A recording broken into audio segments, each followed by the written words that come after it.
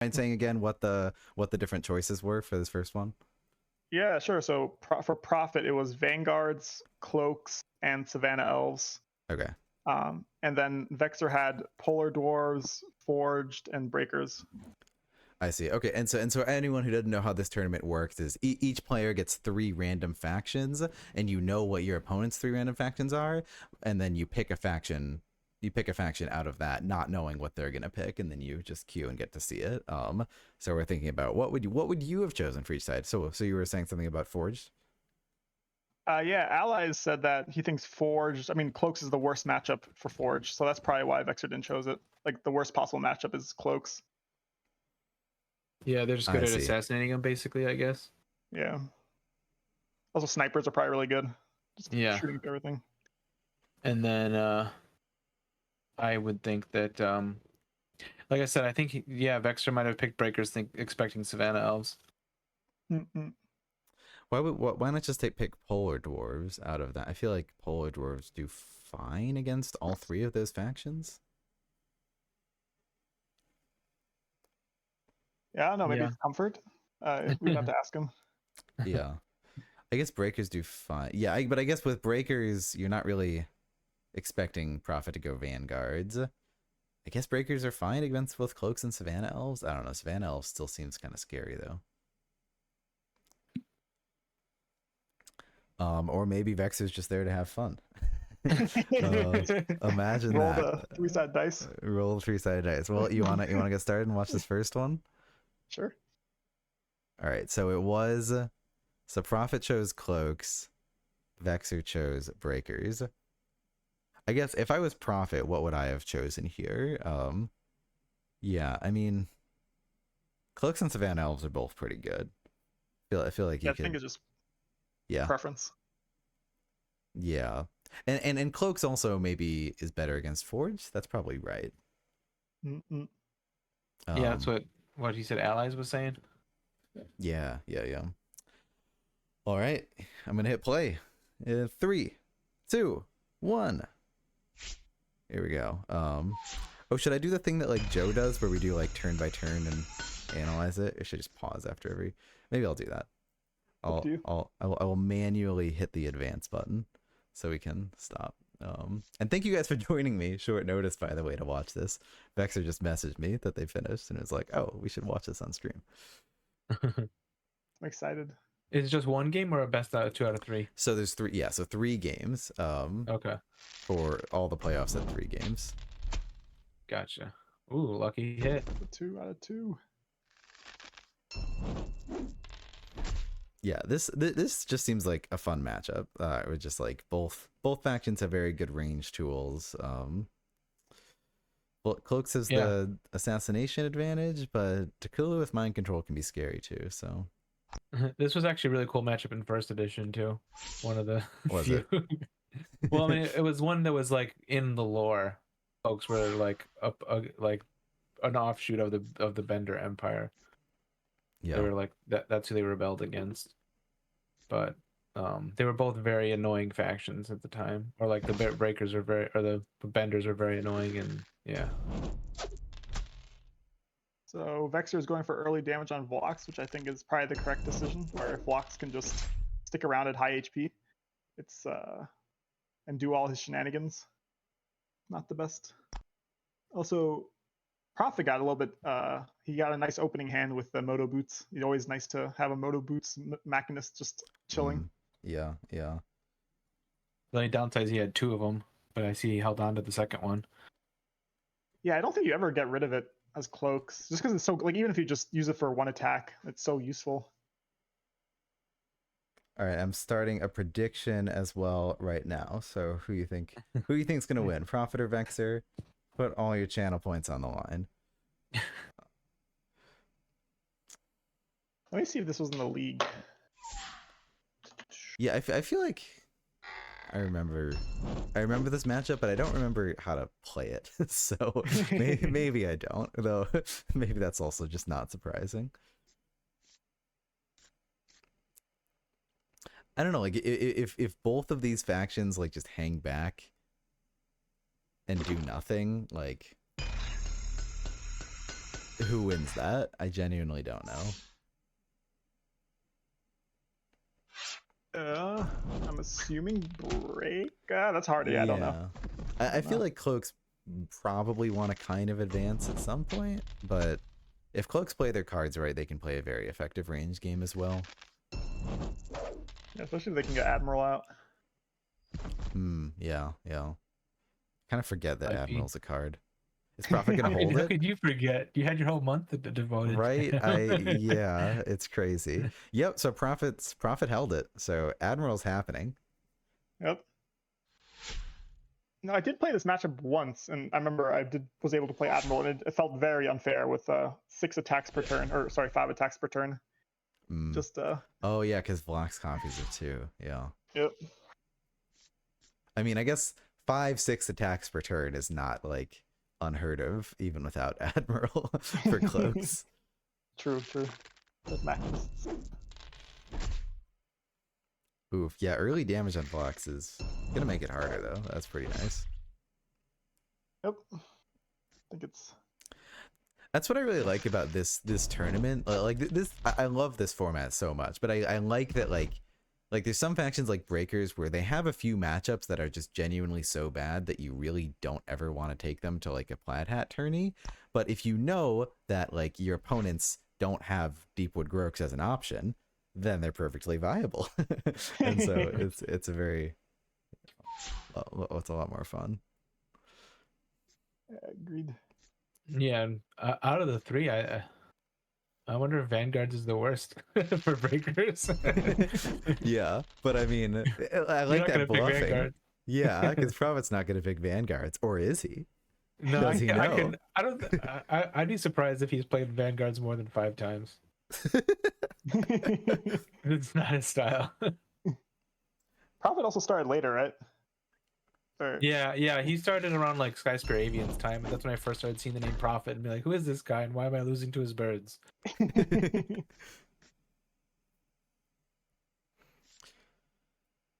a pretty strong position. Yeah, keeping Admiral safe also. It's nice. Oh. Getting rid of Into the Shadows, okay. So he thinks it's going to be more of a no assassination, which makes sense because Vexer is playing Takulu back row. And we say that, and Takulu runs out. Not a call attack. Oh, you're right.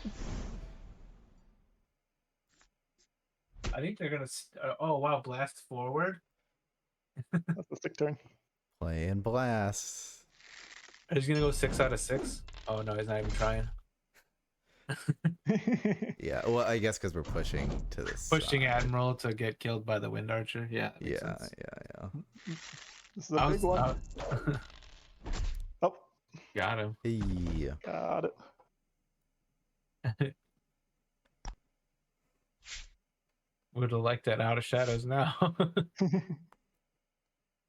I think as Prophet, you're not feeling too bad just because that was, 4 cards to kill a champion? So Blast, Hypnosis. Yeah. And he's ahead on cards in deck, so. Yeah, I guess that's fair. But the Breakers, I mean, they're still in a pretty solid position after that. Yep. Like, it's not like they had to expose stuff. That even that Wind Archer isn't even gonna die. Agreed. Especially with Vox at 8. Yeah, seems pretty neck and neck right now.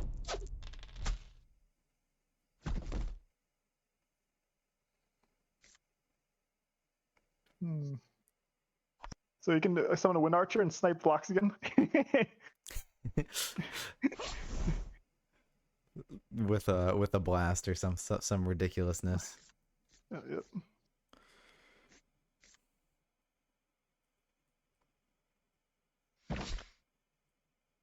It's interesting watching this game because I think when I think of both these factions, I probably think of Massimo first, but you know, two different people playing them. It's Watered versus Massimo. How could it be anything else? Yeah, that was the Plaid Hat Championship. I realized how crazy Breakers were.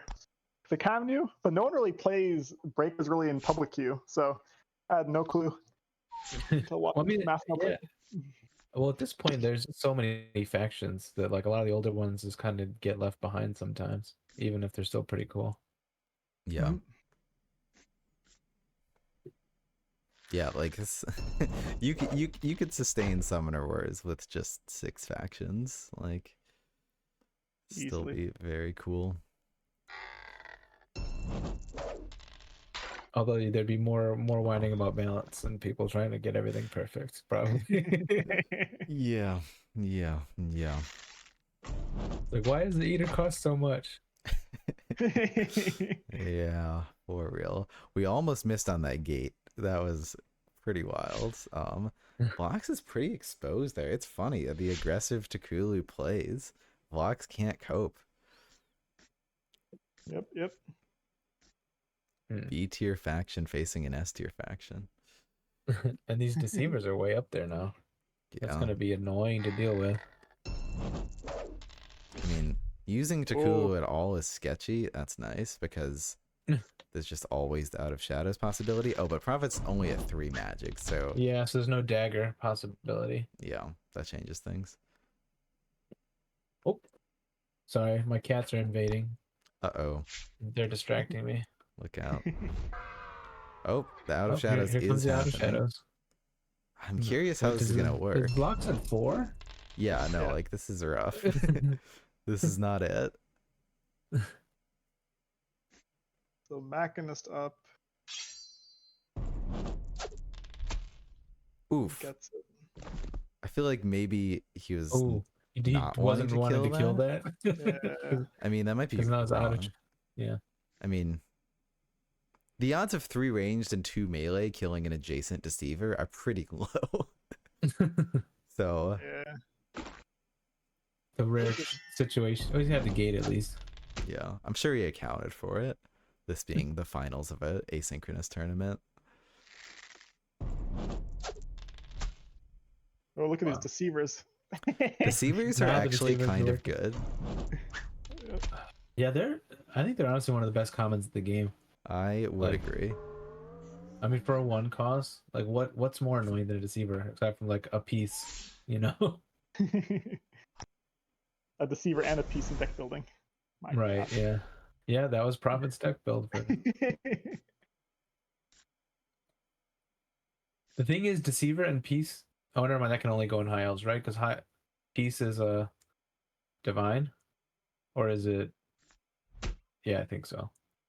Right. Yeah. So you can't put that in any resolve Oh. deck. Just high elves. Skip the die animation. Oh no. Oh, okay, and then a wind archer pushes wind mage pushes the wind archer to safety. This is the power of like the breakers of just like here are these wind archers that hit for 4 and you can never attack them. I will never let it happen.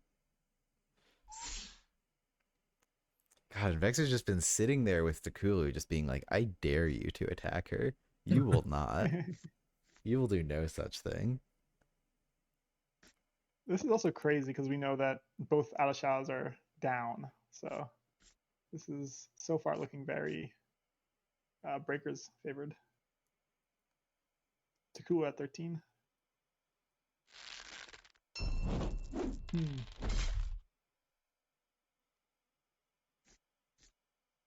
Ooh, he's trying to snipe it.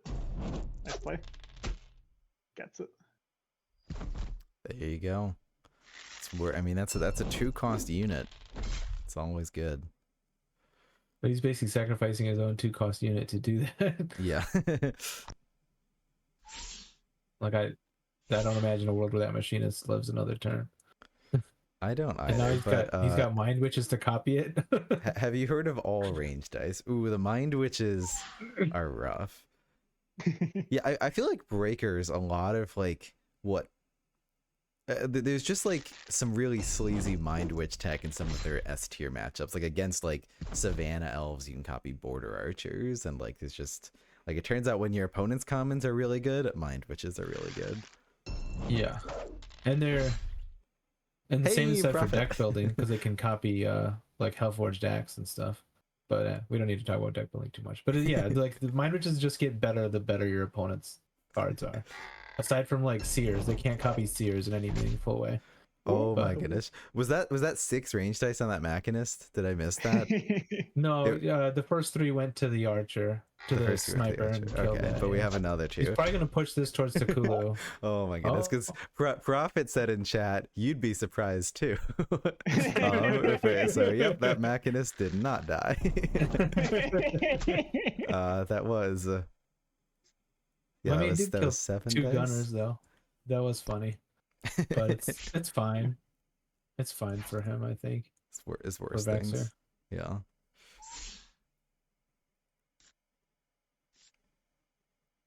It's since in hand. And the gate there, interesting. I do not understand that gate super well, but I'm sure I could if I tried. No, honestly, Blast. okay. What's going on with that Yeah. gate? Blast? You just playing I around think blast? it's just trying not to die. Trying yeah. not to die. I mean, that is how you don't lose, I guess. Excuse me.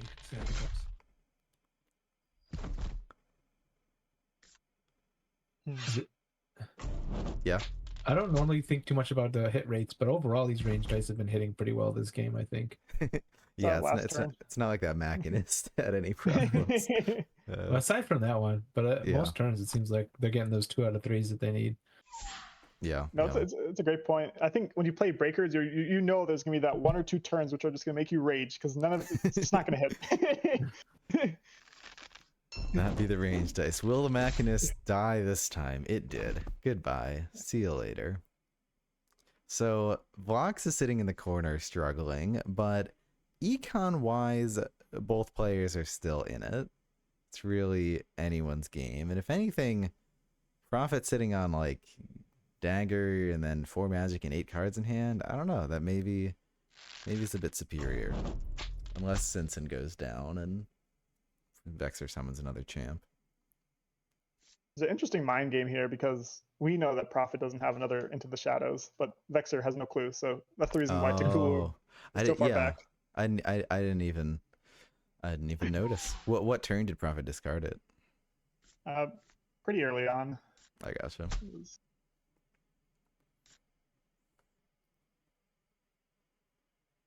Yeah, what's always interesting me about these matchups is like where both players can hang back is like who's going to advance first and place a gate and like where and why. Like it's always just feels like there's so much tension that's just like gonna be diffused at some point. Like I love Breakers versus Savannah Elves for the same reason. Like when's it gonna happen? When's the ball gonna drop? Yeah, and a matchup like this makes me remember too how good gunners are, you know, because you just see Prophet using them a lot to just adjust things, and same for wind mages. Yeah, it's kind of almost like a mirror match. It seems like. No, for real.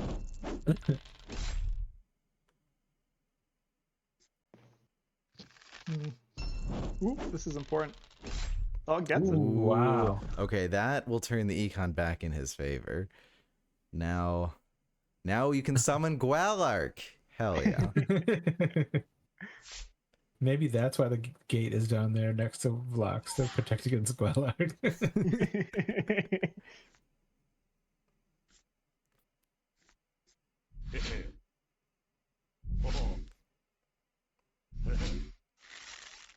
I don't know what the result of your voting was, but it's still looking to me like Vexer can take this one down, assuming he has another champ or 2 in hand. Let's see, and I'm taking I should have clarified, but I'm taking that vote for the, well, I was thinking that would be the entire tournament, all 3 not games. just each game. I don't know if yeah, I don't know if it's too late to people who actually voted. What did you interpret me as saying? It looked like it got pretty even, a fair bit of 47% to 53%. So, and Kalal not playing Growlithe for some reason. Vexer does not want to have fun. I mean, it makes sense. I think he just thinks that if Growlithe probably just gets into the shadowed instantly dead. Where's Kalal? Yeah, no, Kalal is sort of where it's at for everything Breakers.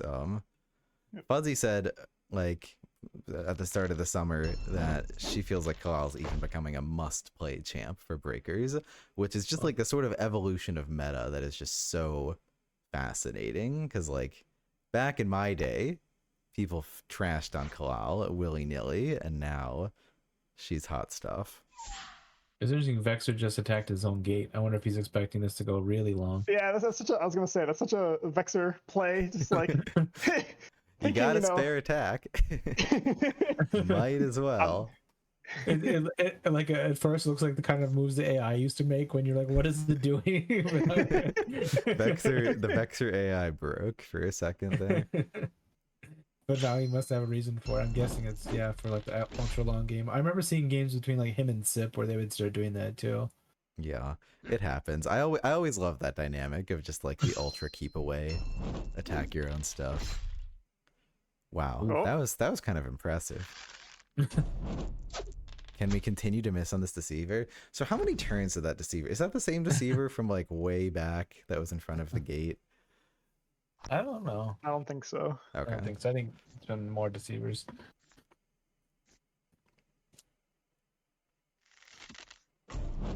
So who's maybe after this turn we can pause for a second and think about what's going on here. All right. So who has what here? Takulu has very few cards, but Kalal, which is just a huge range advantage. But Prophet has Dagger and a bunch of cards. Did Prophet play the other Moto Boots, or did he discard it? Must have discarded it. Discarded it. Because they were in the first hand. True. So big mind games here. Yeah. If I had to guess, go ahead. I was gonna say I feel like Vexer's gonna win this just because it's hard to advance into that Kalal thing, and Takulu hasn't taken any damage yet, so I don't see how you get across the finish line as a cloaks. Yeah. The only way I don't see it. No, please. The only way I don't see it is if Vexer just has no more units in hand, in which case, maybe not. Actually, even without any units in hand, it does seem because Vlox has to stay in the corner. Yeah. Yeah, it's going to be tight. I mean, the dynamic seems to be now that breakers have the ranged game. Cloaks need to advance to win. And if anyone can advance against this, it's Prophet. I mean, if you can get the right advance with a bunch of units, threaten them, and then Kalal's dead, it's not over. But yeah, the burden of initiative seems to be on Prophet here. Like, how do you advance into this without just overextending and dying immediately? Yeah, agreed. I think the Machinist has to come out of hiding soon.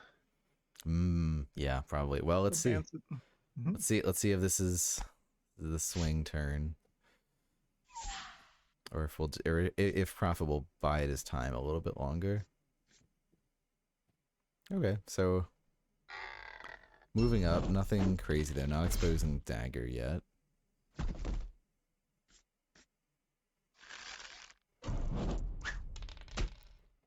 It's really going to come down to some of these last rolls. I also wonder, you're talking about having no more units. I wonder if mind capture is going to come into play here and he'll just start stealing units. Yeah. That's really something for end game. If you have a full health Takulu, like once both players are out of cards and magic, just being able to mind capture their units is incredibly strong.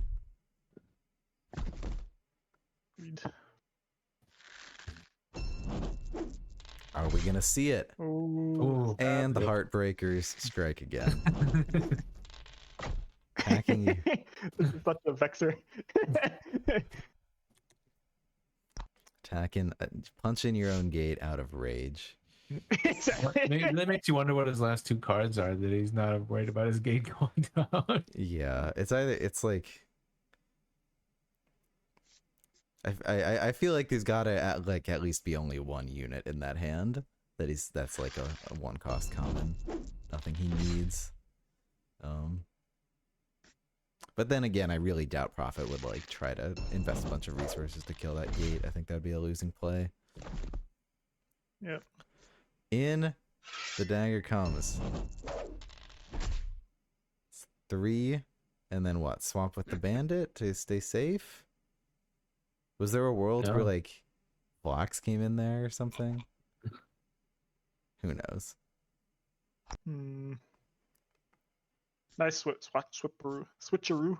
Yeah. Although if they kill that bandit, Dagger's just gonna be out of the picture for a while. Yeah, well, it's bandit in hand. Oh yeah, okay, good point. Yeah, I mean, if Kalal goes down, Cloaks have a Well, chance. that's clutch. Clutch. Yeah. Can we hit our dice? We can. Definitely a mind capture. Yeah. Amazing.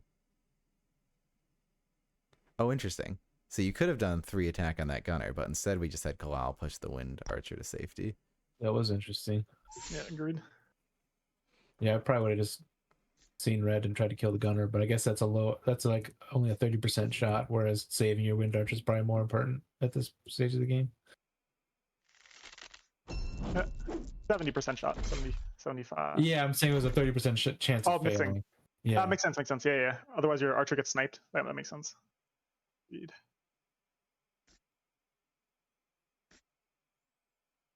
Playing the keep away game. Okay, so one of the cards was a gate. What's the last card going to be? Mind control? And playing the inactivity game. This is my type of game. Hell yeah. Getting rid of that gate. I love to see it. But Yeah, who has 13 health, guys? if you have more health than your opponent, like they're the one that needs to move.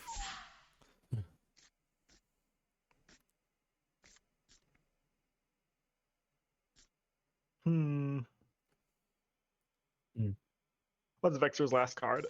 Mind control. Oh yeah, maybe. Probably. Or 'Cause we haven't seen one yet. have we seen like both hypnotic calls and blat? I don't know. I feel like if it was hypnotic call, we would have seen it already somehow. That was a strategic miss by the Machinist, as you guys saw. Yeah, no, Keep the for game real. alive longer. Exactly. Whoa! Oh my goodness!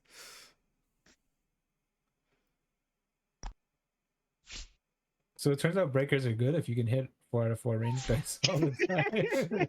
Turns out doing 4 damage from 4 spaces away is in fact quite insane. Slowly advance, but this is what I'm talking about. Steadily but surely. Like Kalal's down, so it's only going to take one. If you have one really good turn, that's the end of Kalal. We have way more units on board than breakers.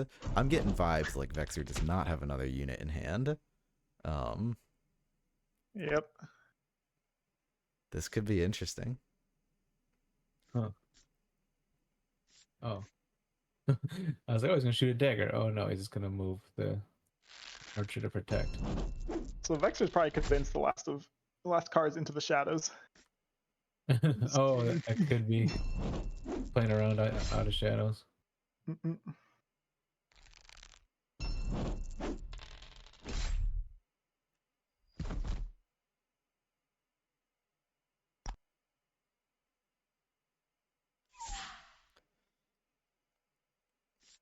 Yeah, we've made it. Like we've managed to advance with all of our melee units. Vox is in the fray. What's the plan here? Just attack and then get out of here. Oh, for the 4. Oh, this would be so huge. Oh my goodness. Wow. That's like the game there. Like if that just like missed. Oh my goodness. Well, I mean, if that last card's mind control,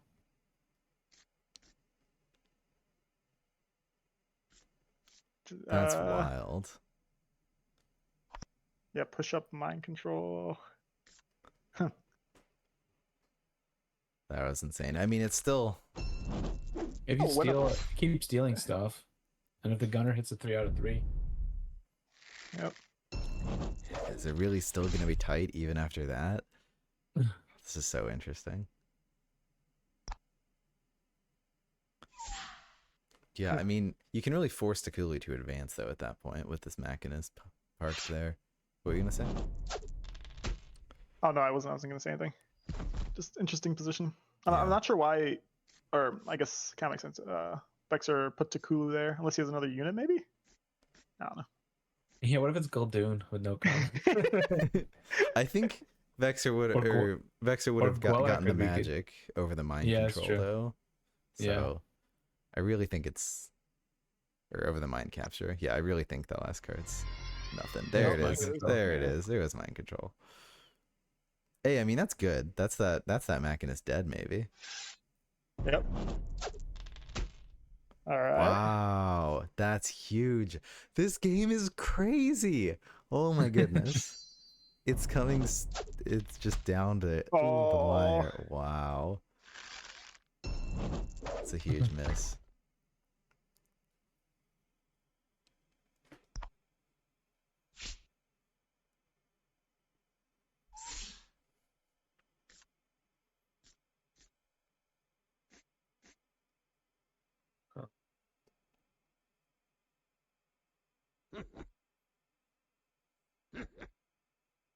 Yeah, you can Yep. do so much when you know they have got no cards left. Yeah, exactly.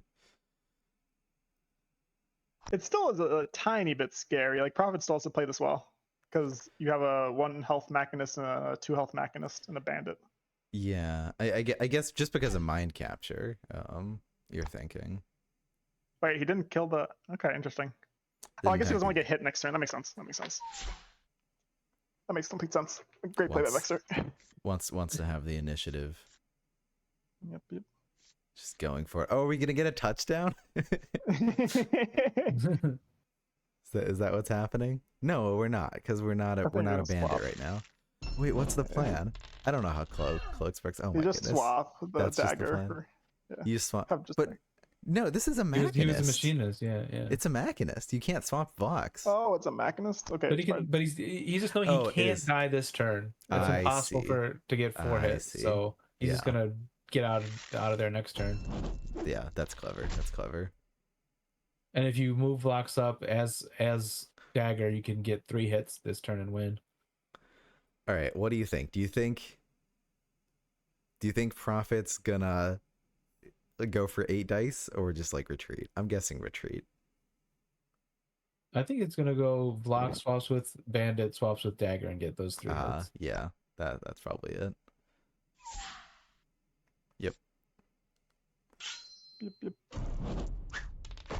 Oh, and then the other machinist can move in too. Okay, yeah. So there we go. Wow, very very well played. We were all sitting there like, ooh, it's gonna be tough. Prophet found a way.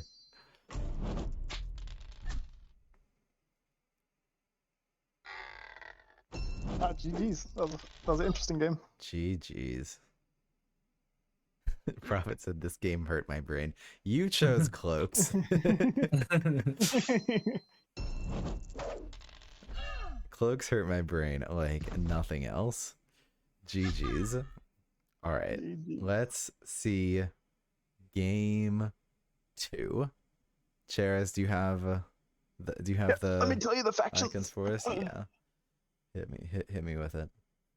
So it is for game 2. Prophet had Obsidian Dwarves, Forged, and Tundra Orcs, and Vexer had Cave Goblins, Phoenix Elves, and Shadow Elves. Oh, well, I think Vexer's is obvious, right? Yeah, I think that's an easy one for Vexer. Like, is there a world he doesn't take Shadow Elves? And then I guess the question is for Prophet, what matches best against Shadow Elves? Out of those 3, maybe Tundra Orcs. None of them feel great, honestly. Yeah, they're all summoner centric. And none of those are like Prophet decks either. I think Forge is probably the strongest deck, but I don't know if it's that good against Shadow Elves because there's so many ways to remove your blockers and stuff. So I'm guessing Prophet goes TO. That's my guess, but we'll see. How about you, Ben? What do you think? Yeah, I think I would go TO as well, because I guess I haven't done a ton of Shadow Elves versus Forged, but I have to imagine that matchup's impossible for Forged, just because the Forged just need to get in there, and there's so many ways to get dings, and Obsidian Dwarves the same problem, even more so. So yeah, I'd be surprised if this isn't Tundra Orcs versus Shadow Elves. So they ended up choosing, of course, Vexer chose Shadow Elves, as you guys can imagine, and Prophet chose Forged. And I think I've actually seen Forge, at least against Orange Lazarus, like maybe it's just he gets unlucky, or maybe it's just he doesn't know how to deal with it. But Orange Lazarus, if you watch any of the Plat Hat tournaments, he just has lost like I think 3 games in a row against the Forge as Shadow Elves. Interesting. I And mean, maybe I'm wrong. Yeah. What were you saying? it seems the matchup goes that you really just clog up, like you push up quick before sort of the Shadow Elves can get into their swing, and you just really just clog everything up. Yeah. And yeah, those are So I could I'm curious why Prophet chose them, but I can definitely see from at least the Plat Hat tournaments I watched that Forge definitely do seem to have a shot. Yeah. Yeah.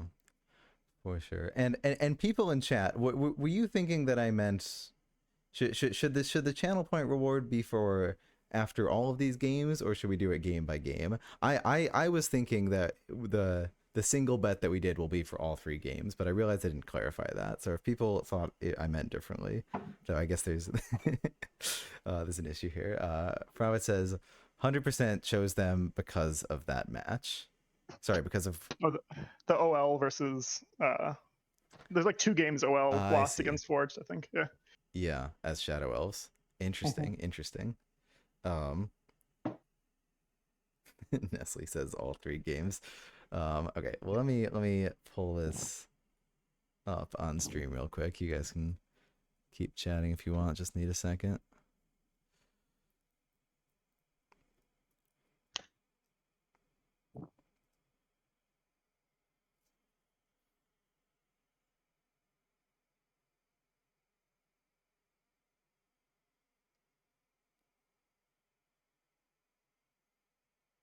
To do.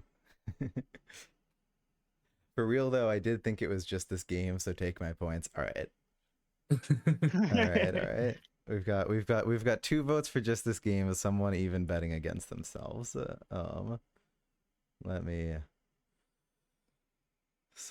reward. Wow, there's a lot. It was 5,000 points versus 5.6. All right, those points go to voters of Prophet. All right, and we will start another prediction right now. That will be who wins this game, Vexer or Prophet. You got 2 minutes to get your points in. Should be something above chat, I guess. Prophet, you're not allowed to vote. Prophet knows the answer, or anyone else that's found the answer. Be nice. Damn. Votes against self. All right, anything else here? I feel excluded. I'm sorry. Well, it's how it be sometime. Yeah, anything else you want to so Chairs, you said for this matchup you're expecting just Forge just to go all the way as fast as possible, try to clog, or anything else? Anything you guys are expecting from this matchup? Yeah, no, I think if Forged are able to get into the face of Shadow Elves, I think it's very hard for Shadow Elves to win. Actually, yeah, it's 3 different games which Forge won against OL. Poor guy just kept facing them as Shadow Elves. Of this matchup? That's really funny. Yeah, and he lost all 3 of them. Interesting. I mean, that definitely indicates something. Yeah. And all of them have this sort of a similar strategy where Forge, typical Forge thing, if you can get in their face, you will do well. Yeah. All right, we're already a minute in, and we only have 20 channel points on Prophet. Come on, you gotta get your bets in now. You have less than a minute. All right, let's start the game. Jexic, you have anything to add before we start this? Anything you're expecting? Oh, is Jexic gone? Jexic's gone forever. Oh, he's muted. Yeah. Cat has eaten Jexic. Couldn't have been avoided. All right, let's get this started. Get this party on the road. Yeah, so I mean, I would be pretty scared as the inventor, but apparently I'm just bad. We all know that. I'm just kidding. It has been true. Interesting. So I feel like the age-old question for Forge is: do you do the modular on the gate or on the Magcog? Mm-hmm. Yes. Yes. The answer is yes.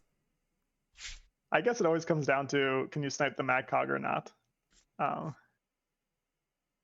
If Yeah. it's easy to kill the Mad Cog, then of course gate. But of course allies and others are way more qualified to answer this question. Interesting. I wonder, so Yeah. Prophet has Helma in hand, and if he wants to go super late, he can keep it. Helma is always interesting if you get it early. Do you keep it or not? Because it is your late game card. I'm guessing he pitches it. Yeah, I'd assume also. Especially with double blast forward cogs. You've got other champions. Does anyone play Sprocket? Does that happen? Is that part of I've the never Forge seen it. meta? You've never seen it? I mean, I've played him sometimes, but I'm also not a great Forge player, so It feels like it could be good because you build it and then it moves, and then you can build another thing in its place for like 2 Fortune Flames damages on the same spot. But I also like almost never played him. Interesting. Modular on the barricade. I don't think I've seen that before. But similar to I gate. also don't think I've ever seen that before.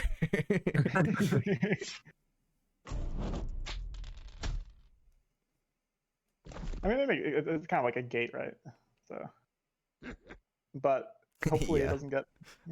Inventors summoning things in the summon phase does not happen.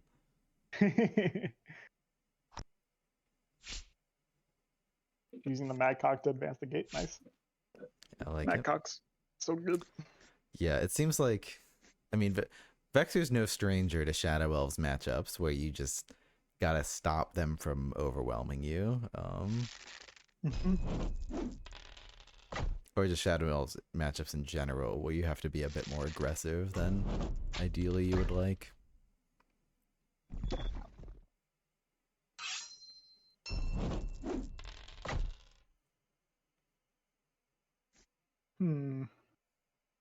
Double cool at hand.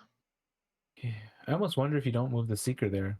To like feint in the way because the Blast Forge can't move forward. You know what I mean? Yeah, I feel like if you did that though, Prophet probably would just kill his own Blast Forge and then get to build in that spot and then occupy 2 of your 4 gate spots. Yeah. That's probably why. Yeah. No, great point, Ben. Point.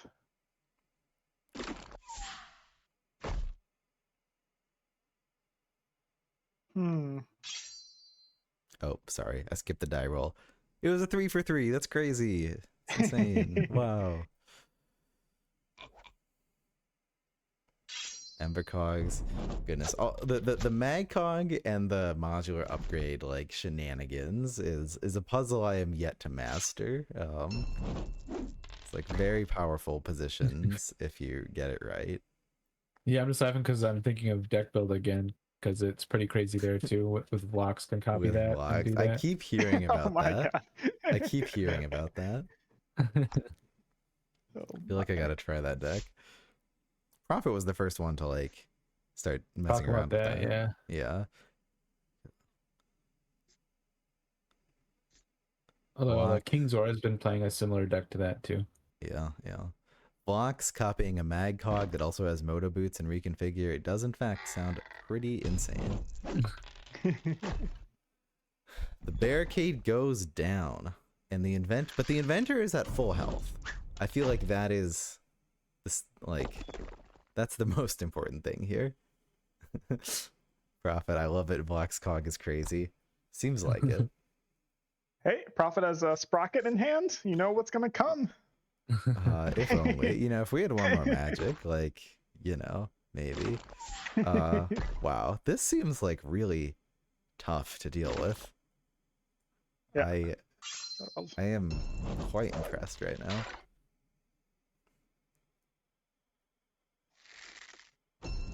Oh, Vexer gave us this game second. Does it? Hey! No thinking about it. No thinking about it.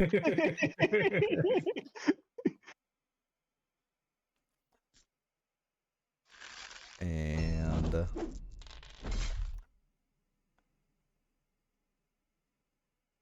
But yeah, I agree. It looks bad for Vexer. but like my instincts were wrong with the last game. So I mean, the thing about Shadow Elves is they're Shadow Elves. So, I mean, I like, guess you always like into darkness that gate and just get it out of the way, and start slamming on the event. I don't know. I don't know good Shadow yeah, Elves plays. I'm just kind of talking here, but yeah, it's very much not over till it's over. This is an Into the Shadows play, maybe. Or you just take the damage as Cinderbed. I guess the thing is On because Cinderbed. As Into- yeah. Psy, whatever that guy's name is. Cylinder. The one thing is, Prophet has played both modulars, so the assassination amount Mm-hmm. that Forge can do is actually a lot lower than if he still had one. Yeah, yeah. Because if he That's still nice. had it here, Sunderbed, or it's not Sunderbed, whatever, style, whatever, the Whatever dark his elf- name is, doesn't Whatever. matter. Cylinder. yeah, Cylinder. I say Saloondar, but I say cylinder because it's funny. because of the shape. Yeah, I mean, the thing about Shadow Elves is they're slippery. Like, you surround their gate, and now that gate is back to full health and in a different position. Mhm.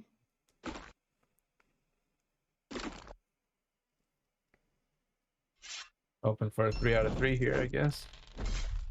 And Gets to- we get it.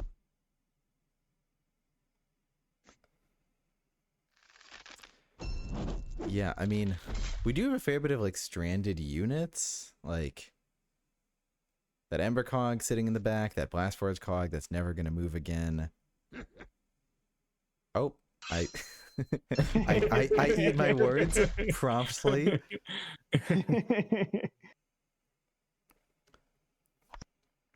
But now that Mad Cog could be killed. Yeah, I wonder if he and plays a ranger to kill it. wow, and, Even though and look at Rangers the aren't that card useful. advantage there. So after all this, that's like we have more magic in hand and double the deck. So one thing I've noticed with my own personal experience is that if the Forge can't kill things, like you go through your deck so quickly because you need like at least 3 magic per turn. Mm-hmm. That makes sense. So we are going to try to take down that Mad Cog. Will we get it? Seems likely. Let's see. Or Got it. Magcog. Wow, suddenly I think I would rather be Vexer.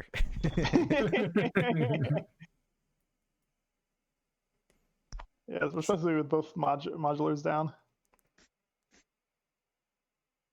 Losing your modular is horrible, says Phosmonot. Yeah. Seems like it. But I mean, enemy summoner at 6. There's always a way. But like he's playing Sentry Cogs now, and those are kind of good for Shadow Elves. Gives you extra boosts. Yeah, yeah. Point. Are we gonna see the Talia play?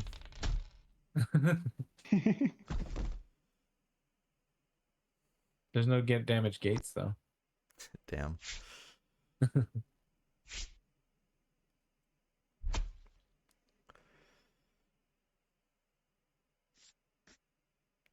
Just too many units. I mean, I guess Vexer's game plan right now just seems to be survive. Like, if you can make it to the end, you're fine. But the inventor is not going to make that easy. It's a free ranger. Yep. Oh, wow. That's dirty.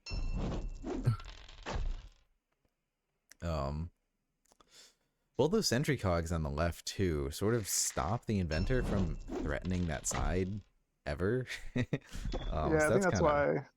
Yeah, Yeah, why Vexer went to that side, most likely. yeah. That seems really, really tough. Because normally I'd say modular something will fix that, but I really not seeing it. He basically needs like Titan or something. Ooh, Yeah. I forgot that that card existed. I remember. That is a good one.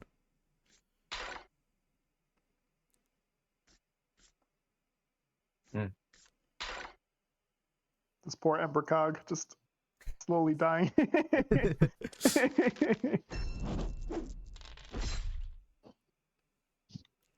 Alright, I mean, these sentry cogs are at least doing something.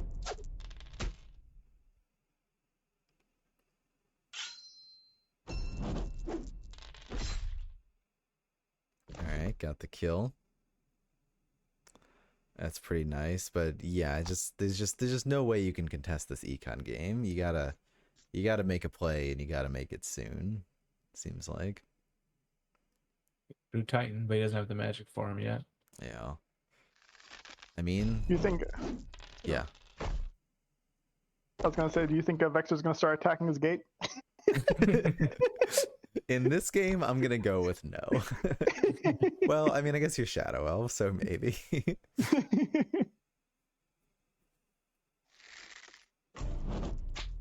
Inventor's trying to get in there.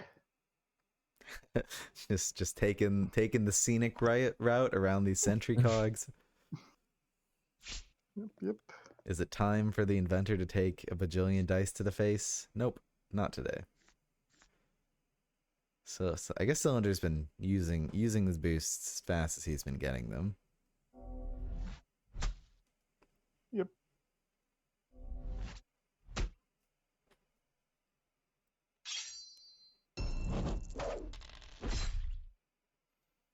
But freshening up the inventor a little bit, gonna be good nonetheless.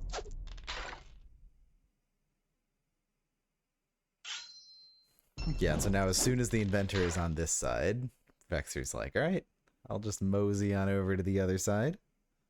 Won't worry about it.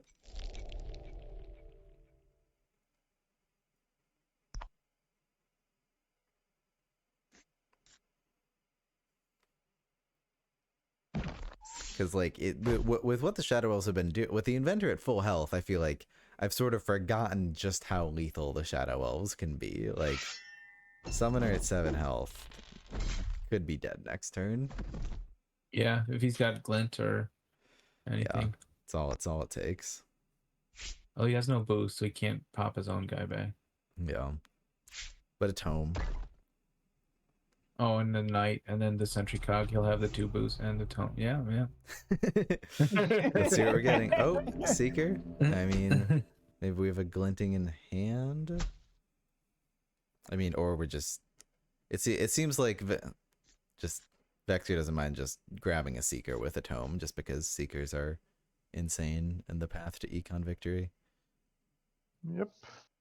Yep. Yeah, looks like not going for anything fancy here. Just 3 to the face. Yeah, I guess he figures he can wait. Prophet says in chat, someone remind me to never play Sentry Cogs versus Shadow Elves. It's a blessing and a curse. I feel like I recall. I remember having the same discussion, Prophet, when you were on the scuffle against Vexer as High Elves versus Shadow Elves, and you were like, do you even play Arbiters of Justice? Because that's another card that lets the Shadow Elves get free pings on themselves. Well, I'll always find you in this position.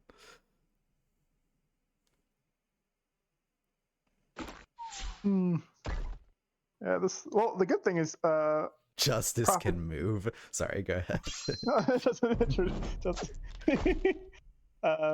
Good thing is that Prophet drew a Titan, so there's a chance to reposition, kind of, but like very awkwardly.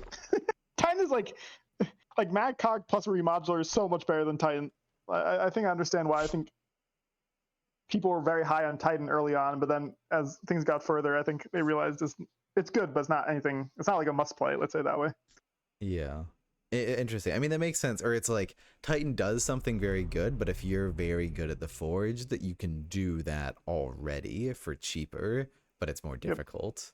And also it just wastes some movement. Like movement economy is super important on aggressive factions. Mm-hmm.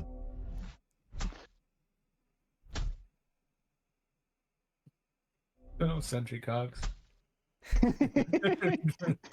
Just getting a couple boosts. Don't mind them. Wow. This is like just every aggro player's nightmare of like a really good start, stalling out, and continuing to stall for the rest of the game.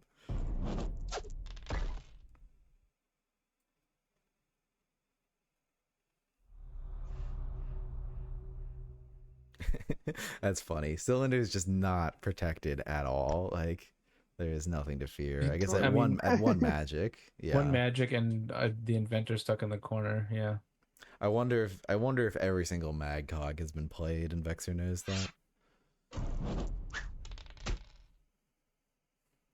Yep. Seems possible.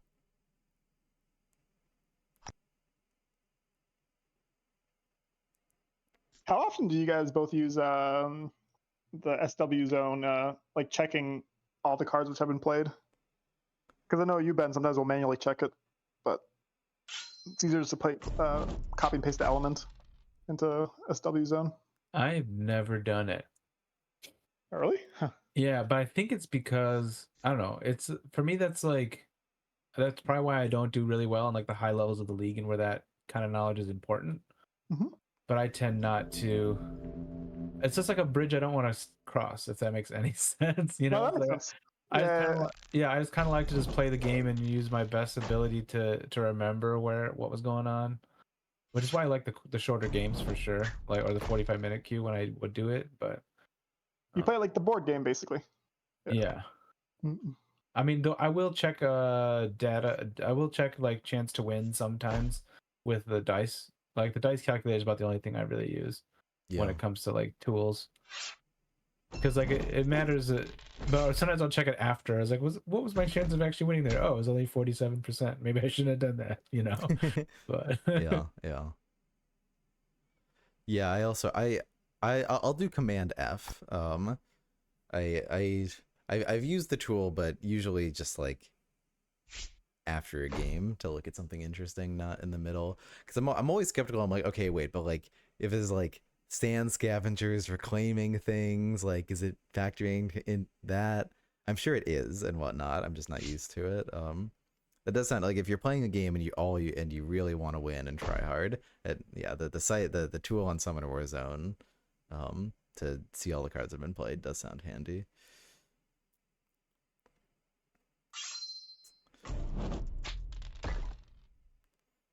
And yeah, this just seems just the brutal finish.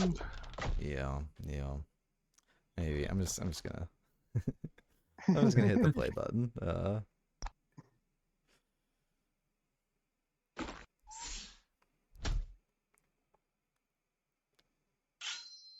it's like, oh, you might kill a knight. I was gonna say, can you even kill these knights? Or are they just gonna keep getting bounced? Yeah, I mean that's good. I mean, we've seen Prophet turn around what looked like a very rough position before. And 4 health is in fact not that much. The problem is that all your units hurt themselves when they move. Damn. It does in fact seem kind of bad. And the inventor is in the corner, being sad. Or Blast Forge. Like this Ember Cog just stuck. It's been stuck there since 5 turns ago.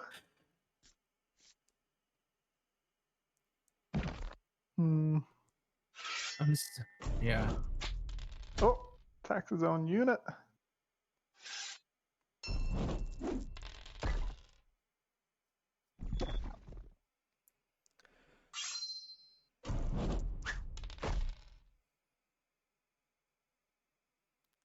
And this is the Shadow of late game. You thought you could ever kill any of my units? No. Really, Takulu and the Shadow Elves are maybe the 2 factions that have the most unique late game tools. Like they just do not play by the rules that most factions do. Interesting going for the gate rather than the knight. Just like There's no Well, point. we can always just bounce the knight, yeah. Yeah. But I don't know what he's gonna do with magic either. Oh, and he killed it. He's done. He's just like, you know. It's not looking great.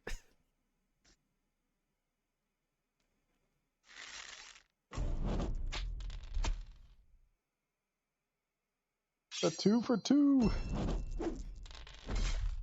And Okay, we're all tied up.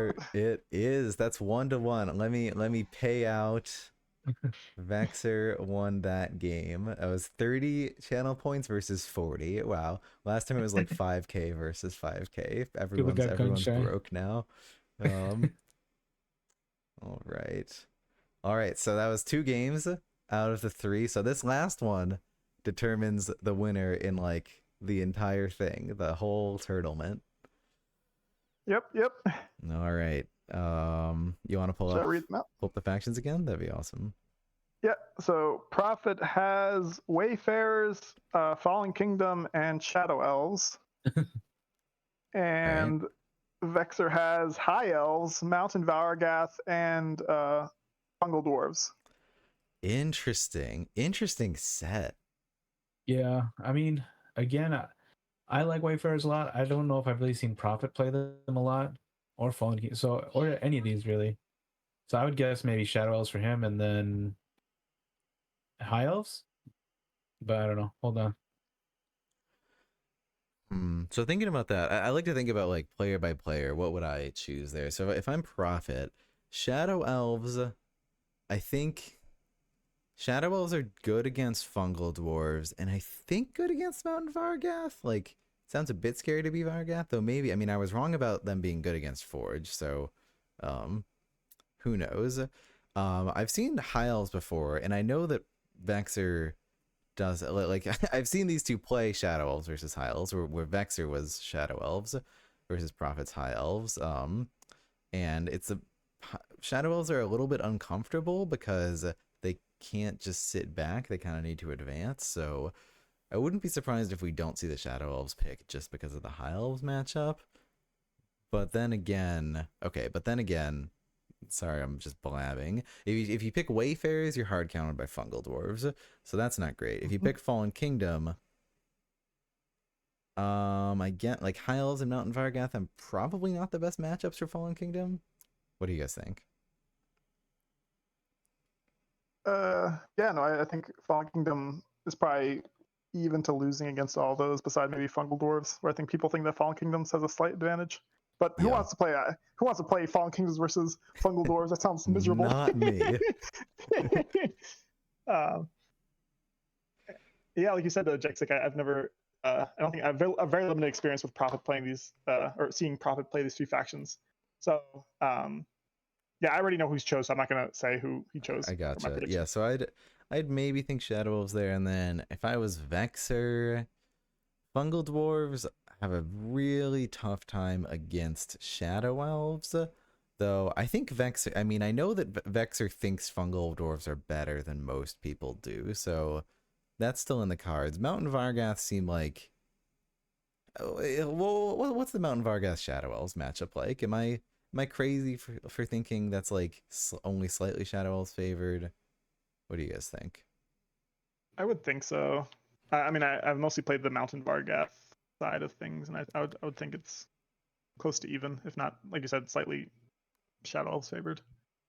Yeah. But High Elves have a good matchup against most of these except for Wayfarers, but you don't think Prophet's probably not going to pick Wayfarers because of Fungal Dwarves. So yeah, I'd probably go Mountain Vargath or High Elves on Vexer's side.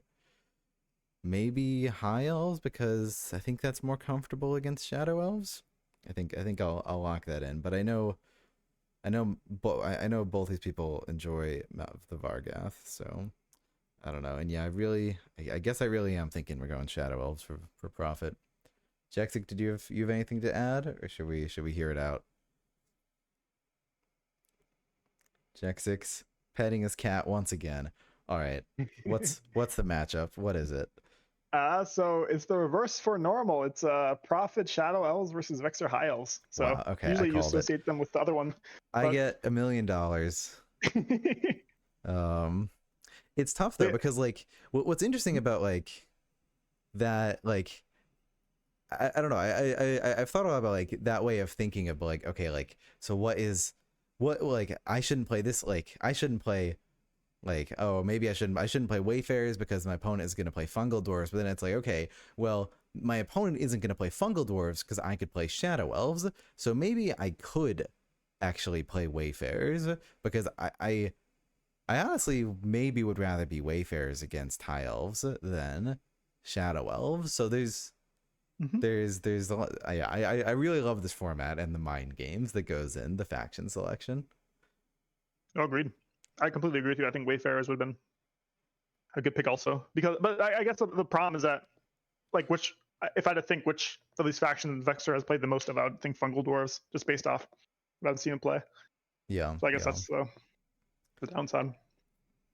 All right, we got a 2-minute prediction for who wins. So get your channel points in now. Who you think's gonna win, Vexer or Prophet? Um, and this matchup's interesting. I think because of Arbiters of Peace, Shadow Elves kind of need to get in there. Like, it's a little bit dangerous to just try to sit back and take pot shots. Valeria's pretty good at turtling, so I think Shadow Elves are a little bit uncomfortable in this matchup, but they're still Shadow Elves, so I don't really know if it's even or slightly High Elves favored or what.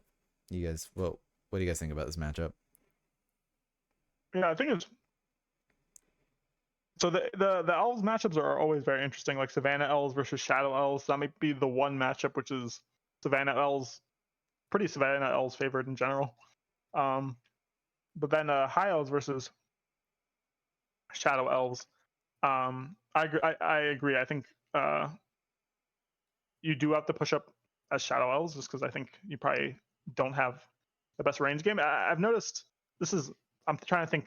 The last time I saw this matchup was a while ago, but I remember gate placement was very important for Shadow Elves.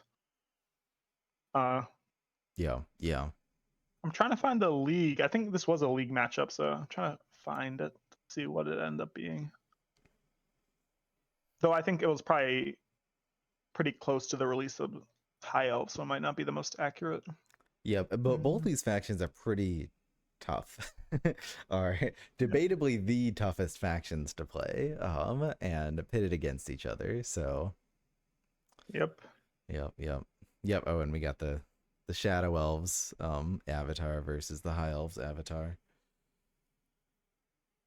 Yeah. Well, anything else to add? Should we get started? Let's get started. All right. Is And yeah, if Jexic you here?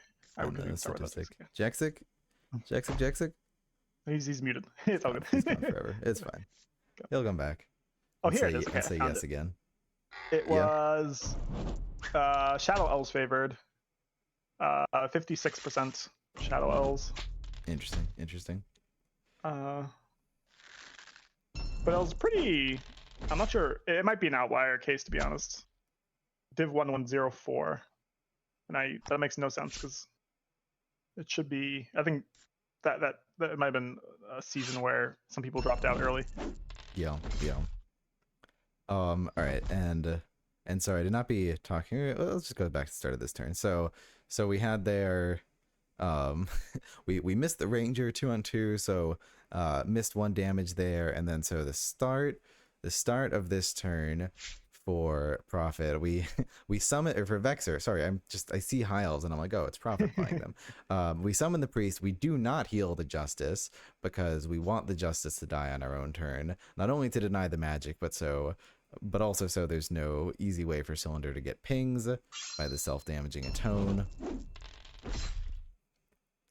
Yep, hits the 3 for 3. That's a nice. Yep. I guess what is that priest doing there? Just stopping the gate from being occupied? I'm I don't know if I assuming they get don't it. want the Ranger there. Yeah. I think that's the only thing which I can think about also is just don't get the gate spot Yeah. because you can't kill the Ranger this turn. Mikolash's backup shooter. I mean, if the 3 Arbiter of Justice dice miss, I mean it's not super likely.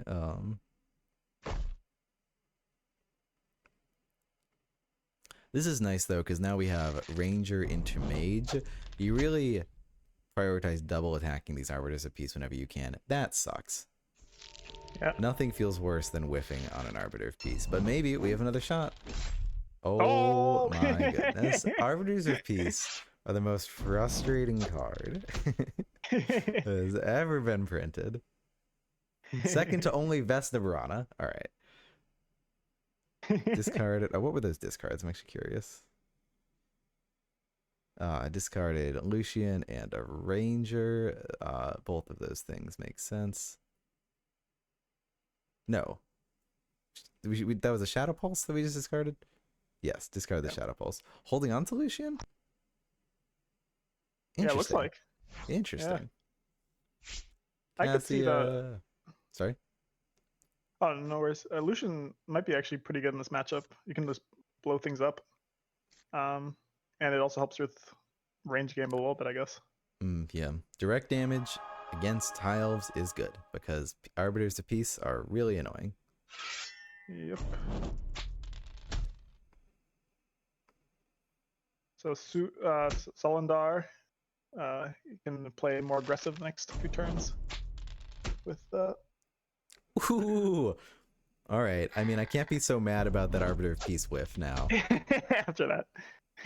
It's going both ways. Cassia in the back. So Peace plus Cassia. This is the dream opening for High Elves in a certain way. You just have the engine. Yeah. No, that's Peace true. is Cassia. In this case, you really need to go up with High Elves, or at least force them to come towards you. Because if you just try shooting at this, you're not going to kill anything with just ranged dice. Yeah.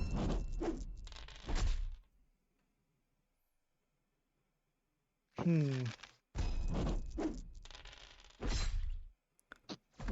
you go. Using the 5 dice to your advantage. So at this point, how are we feeling? Are both factions seem fairly similar in resources, though Cassia being out is nice. Do you think that Shadow Elves staying back in, like, the Shadow Elves would be fine if we keep staying back and shooting, or do they need to advance, or does anyone need to advance? What do you think the dynamic is right here? I think if I were Shadow Elves, I would stay a little back until what's that event called? The one where you only take 1 damage per attack. Sanctity. Sanctity. So until Sanctity's down, so I guess next turn, play a little bit more aggressive with Solendar. And then what I think you're really waiting for pushing up is you need another gate. If you can get another gate, especially like doesn't have to be like forward, but a gate on like the 4th row. I think you can push up nicely and then really abuse the auras that High Elves have. Yeah, that makes sense. All you need is just a little bit more reach, and then you can get into range of those Peace auras and start messing with them. Mm-hmm. Sorry, it's gone for a bit. Looks like my guess was right. Shadow Elves are High Elves. Yep, I made the same guess and was also right. Though I do think there was a world where you saw like profit pick Wayfarers here. Like looking at it again in the meta game, like there's a world where you're like, all right, I can pick, like they're not going to pick Fungal Doors because of Shadow Elves and then blah blah blah anyway. Yeah, some of that leveling. But yeah, like they're definitely not going to take Fungal Dwarves when Shadow Elves are in the pool, I think. Yeah. I mean, I tried to make these kind of thoughts when I did the TurtleSuprise, but I lost almost every match. I think. Yeah, it's fun. Here's an interesting moment here. So Valeria just attacked and pushed that mage into an Arbiter of Peace aura, but because the first attack on that mage has already happened, Tough doesn't do Peace anything. aura does nothing. Yeah. I didn't even know that. That's so cool. Yeah, because it still remembers the first attack. Yeah. Mm-hmm. Very cool. All right, and Yeah. now we get 1 turn as Sanctity for Cylinder. How shall we use it? We still don't have that gate. We have Lucian. Interesting. So Prophet's really just like, nah, I'm gonna chill. Wow, not even. Surely, like you have Sanctity, right? Surely you roll 5 No, on it that arbiter. expires this turn. Oh, I'm dumb. Don't listen to me. I don't know what I'm talking about. That was last turn. Yes, that makes more sense. Yeah, and then The Valeria ranger's doesn't have. interesting. So go on. Yeah. The ranger. Did Prophet just summon that ranger back there?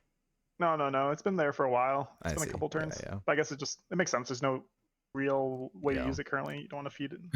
I just Yeah. noticed their profile picture of the opposite faction. Yeah. That makes it, yeah. And this is kind of nice because Lucian's a champ. Like if it was a common, Valeria could like move up and pull Lucian back. Though I mean, you're not really gonna move up with Valeria here unless you have a gate or another Sanctity. But still, champs are good against high elves as it happens. Yeah, no, this is super cool because you have arguably the 2 best players for these factions playing the opposite. So they probably know what's annoying for their factions and are trying to play around it. Yeah. This Cassia value. These pieces are. When a piece doesn't die, a part of my soul is gone. Lucian not taking any damage. Yeah, I'm really curious how Lucian's gonna work out. Yet to see Vexer summon a single Arbiter of Justice.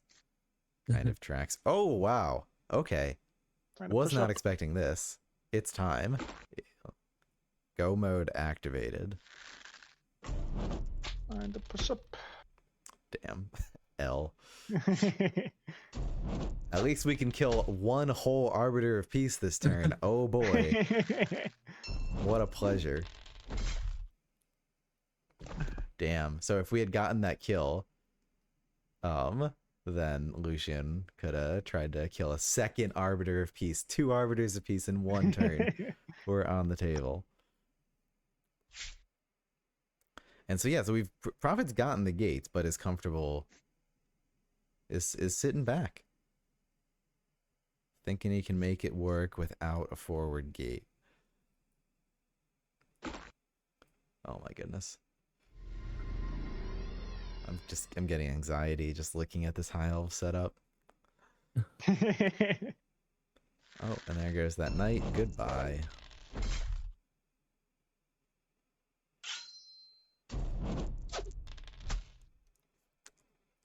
Well, that's funny. Prophet really called it that like Lucian is just like is actually fine there. is not gonna get punished. So the piece with the gate's interesting because basically you can make it so the 2 gate spots are always going to be piece auraed, without really endangering the piece in the back. Mm-hmm. But one of the gate spots is basically. Oh, nice play by Prophet. I really like this. Ooh, Yep, the ranger in the back's coming up. Oh snap. Yeah, it's gonna be tough. So Valeria could still like push this knight out and start killing it or oblige it again. But you are still playing against the Shadow Elves, so Valeria does need to keep herself safe as well. Yeah, just typical denying targets, making it hard for your opponent. Typical Summoner Wars fun. Everyone loves to see this. Healing that piece, because of course you are. And Albus, who would have thought? All right, The dream. Cassie and Albus being down is gonna be rough. Interesting. If you annul the knight, it's not gonna damage Cylinder, but also it doesn't have tough. But also doesn't get tough. Yeah, I wonder if Mage is hoping to do some damage to it and not kill it yet. Yeah, that's probably it. Doesn't look like there's that many dice. Is Cassie about to whack an Arbiter of Peace? Is that what's gonna happen? Yep. I love this interaction. I love because it's just like, what? You're attacking your own units? That doesn't make any sense. No, it makes so much sense. Valeria is just like, you disobeyed me, smack. Oh, nice. Yeah. Oh, but they whiffed anyway. Oh, and then Cassia heals it off. Give with one hand, take with the other. Yeah.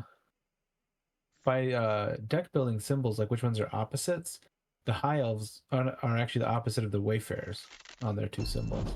Interesting. Oh, interesting. They are very different factions. Yeah.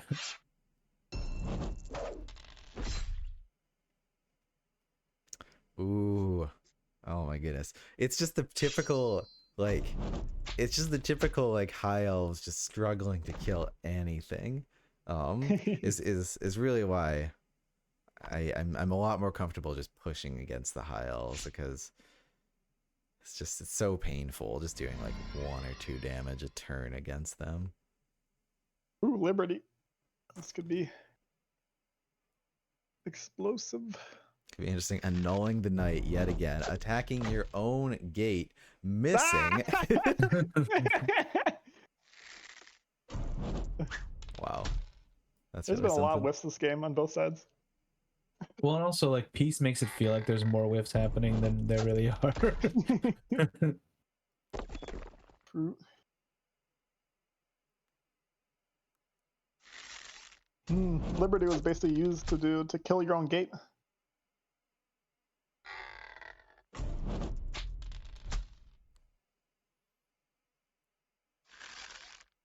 Yeah, it would have been nice to take out that seeker. Well, I guess would that have been in the cards? Yeah, I if think the so. gate was down, yeah. It would have been like a 60% chance with four range. But yeah, just a billion units. Well, should we pause here? So like, what are you guys thinking? Who's favored? Who who's worrying right now?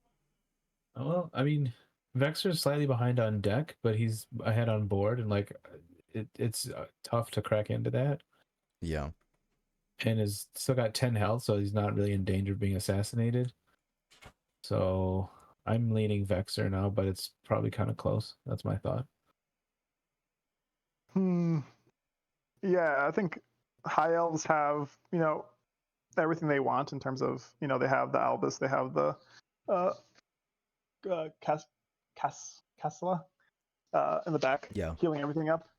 That said, it is, I guess, Shadow Elves are ahead on cards and are just, in general, just arguably a better late game faction if you're able to get rid of the high elf formation.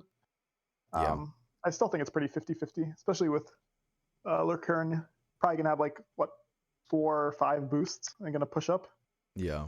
And there's no real good way of killing it, to be honest, because everything is range dice with 2 or more, unless you can get like a war somewhere in the back. Oh, that's one thing. Has Vexer just not drawn any wars, or just never had the time? We haven't seen a war all game. Yeah, that is interesting. I don't know what's up with that. Yeah, you guys have more faith than I do. I'm ever terrified of the high elves formation. But yeah, it seems like a good read on Prophet that Lucian is actually like can get some work in this matchup. We'll have to see. Do you think Prophet's... the nuke a piece? Yeah. If I kill one piece, I'm satisfied. Do you think that Prophet needs to start advancing soon, or do you think that if we still sit back here that we're doing well enough? I don't know. It's a little hard. Yeah. I do really think you need the way the gates are positioned. I think he's planning for not moving too far up. Yeah. But you're sort of pushing into this wall of Cassia and pieces. Yeah. So yeah, makes sense. Well, let's see how it goes for him.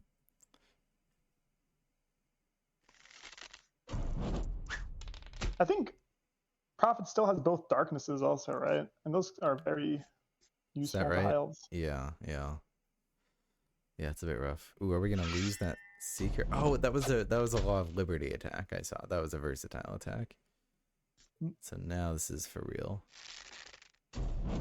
Funny, relying on the if that had missed, it would have been so bad. Yeah, he missed one of those earlier. Yeah. Oh, I see. Oh, that ranger was summoned this turn though, so we still could have shot. But it's pretty nice to nab that seeker back. Yep.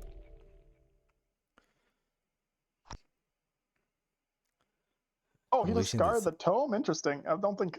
Interesting. Did he really? Yeah. Wow, I should be watching. Well, I mean, he's got 3 seekers. What's he gonna use the tome to get? A fourth one. Can never have too many. Oh, this piece is gonna get nuked. Let's go.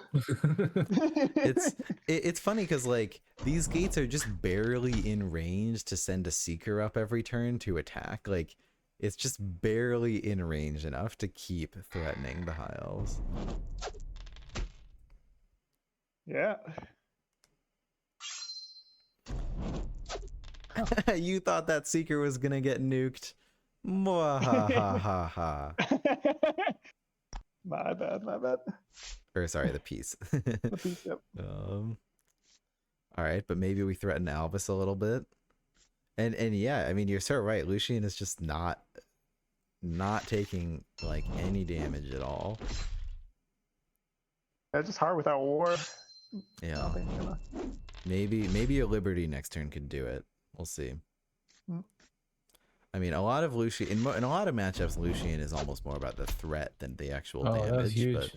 But... Whoa, was that a 5-for-5 to kill Albus? All right. Yeah. No, I mean that makes me a lot more comfortable here. A lot more comfortable saying this is anyone's game. That was huge. That was a huge moment.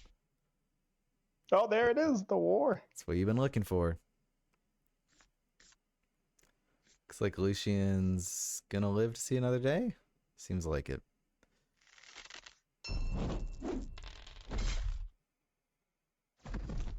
I was gonna say now the piece is gonna get nuked, but then I was Valeria's probably just gonna 2 back or 1 back. Yep. Oh yeah, I was also like, finally, Lucian's gonna get to do something. Oh, just kidding. We're gonna have to use the push to kill the seeker. We whiffed. Nope. Oh, no. Saving the piece. I guess that makes sense. Because it also gets healed too. Yeah, that makes sense. And it could be bait to try to pull Salundar up to get the seeker back. Yeah. We're going into darkness. What are we into darkness? Okay, so we are advancing. Yeah, I was wondering. I was like, it's looking tough. So now suddenly we're threatening them so much more. Okay, and we will give them a magic by moving this, but because it dies in a spot that's within 3 from cylinder, we also get a boost, which is nice.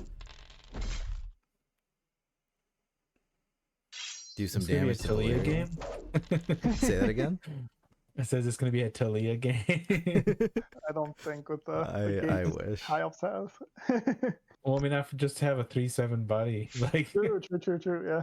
that can't be pushed around by Valeria. So Valeria is feeling a little bit scared soon. 8 health. I think once you hit like 7 against high elves, that's when you start really being afraid. Against shadow elves, yeah. That's shadow elves, sorry.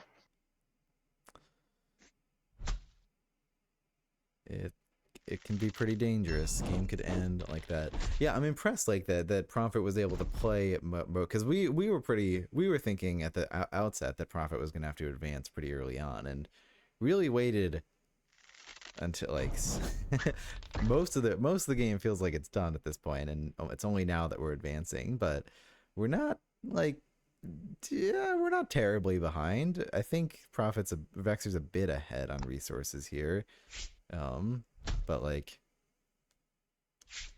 not to an insane degree. And this push is pretty threatening. All of a sudden our stuff is in the Arbiter of Peace auras. Lucian is gonna do something. I have to press F for each time Lucian spends 1 boost. There we go. So no 45-minute games with Lucian.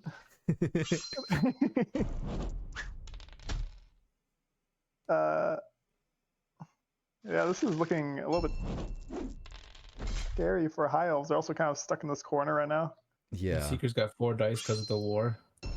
Yep. Oh, wow. Yeah, I feel like High Elves are the ultimate faction for being caught off guard, or at least they are when I play them. Like, the formation's great and everything's fine. Then all of a sudden they're in your face and Valeria's kind of stranded and they're getting your auras, and it's like, crap, where did this go wrong?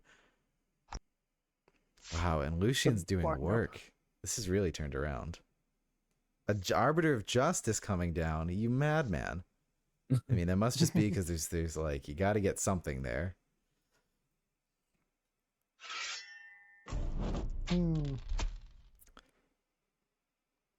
Valeria at 6 is very dangerous. You push the knight towards Valeria? No, you push it away. My bad. Yeah, I mean, with that knight, we could. Oh, knight's dead? What's happening? Oblige. Ah, I see. No, I'm confused. Oh, I was Lucian's trying to dead. kill Vexer. Lucian. Yeah. I see. Yeah, I So- mean that's pretty good pull with having 6 boosts on it still. Yeah. But this is We really could- scary for Valeria. Yeah, This is Yeah. potentially dead. I mean, a glint could just be dead. Yeah. It's 7 dice right now. I don't see any better than that. 5 range, 2 melee, which I don't know if you go for because you need to have a way out. Though, honestly, if Cylinder goes in there, doesn't seem like he might be fine. He might not even die, Dangerous. even if you left him there. Yeah, you get rid of the justice just in case for some Yeah. shenanigans with the. This could be forgot what that game. one's called. All right, we missed that. Are we still going to go for it? We Oh, are. it goes for it. Still going to go for it. Because, yeah, the Piles, when you're in their face like this, not a ton of burst damage. There's always Law of Liberty, but this is an... Oh, the one. This is 1 out of 5. That's rough. I mean, and that'll But really... still, Yeah. I mean, it's still... Valeria's still low, but that it's a lot easier to do an extra 1 or 2 damage than it is to do an extra 4. So that makes a pretty big impact. This feels bad with Casella. You're just healing your opponent's units. Especially like something as beefy as a knight. Yeah. mm, Oof. And with okay, but both Vexer knows both Into Darknesses are gone. Yep. So at least there's that. Another glinting could spell the end, but There's no more glinting though. Yeah. were they both used? Yeah, both used, and there's no more cards in the deck, right? So you can't. I missed the first one being used. Oh, I think he threw it away. I think. Oh, we threw it away. I see. Is and there's no more. I missed that too. There's no more cards. There's no. Did we see a single tome get played?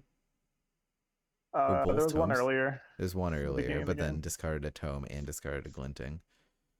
We'll see. And I guess it's all the econ now. Ben watching TV. Look, I'm trying here. I was right. The other glinting was not played. I did not miss that. I missed that it was discarded. Oof, that is a huge whiff. I mean, Crazy game. okay, no, that's a huge whiff. Sorry, I stand corrected. 7 dice on the Arbiter of Peace still does not die. balance common. Vexer has a chance of winning this round if he has the 2 events. 6 dice on Cylindar. 6 or 4 Loyalty was and that? versatility. Yeah, I mean, what are the odds you have those though? As your last 5 cards. Okay. I mean, yeah. What are the odds? They use both obliges though, so there's no There's no nonsense. crazy attack your own piece. Yeah, I mean, still maybe better to go for it than not. And if you have loyalty, still a chance here.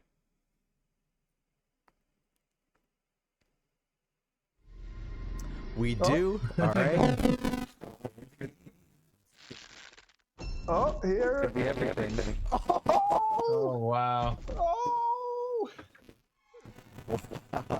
For the game, just ends like that. That's crazy. The whole game. So much waiting, and then at the end, just in each other's face, taking huge risks. I love it.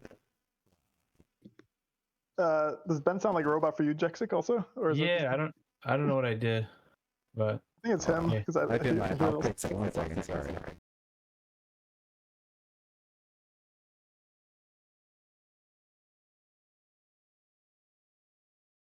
That's pretty crazy. But talk about a close game, though. I agree. Yeah, and I'm curious. So if Vexer did not get the kill, I guess the thing would be Selendar would be low in general and be in a tricky position.